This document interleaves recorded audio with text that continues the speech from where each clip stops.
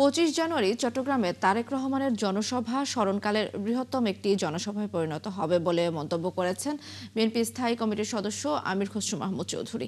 তারেক রহমানের চট্টগ্রাম আগমন ও জনসভার প্রস্তুতি উপলক্ষে মেহেদীবাগে সোমবার রাতে এক মতবিনিময় সভায় তিনি একথা বলেন।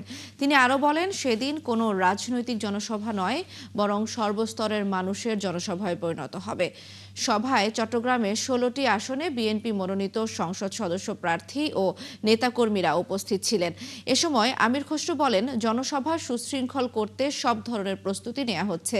নেতাকর্মীদের মধ্যেও তারেক রহমানের আগমন ঘিরে উচ্ছ্বাস বিরাজ করছে। গণতান্ত্রিক যাত্রায় এর আগেও বিএনপি বারবার জয়ী হয়েছে, আগামীতেও জয়ী হবে।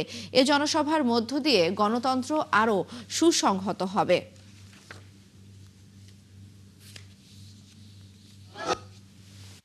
তারেক রহমান সকলের নেতা, সকলে তার উপস্থিতি, সকলে তাকে একটু দেখতে চান, তার কথা শুনতে চান, এবং এই জন্য এই উপস্থিতি কিন্তু রাজনৈতিক সমাগমের মধ্যে সীমিত থাকবে না।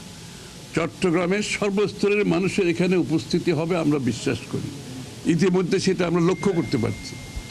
এই জন্য পুরো বিষয়টাকে আমরা একটি শান্তিপূর্ণ, উৎসবমুখর, আনন্দঘন পরিবেশে এই কাজটা করতে চাই। সকলের সহযোগিতা এই ব্যাপারে আমরা কামনা করি।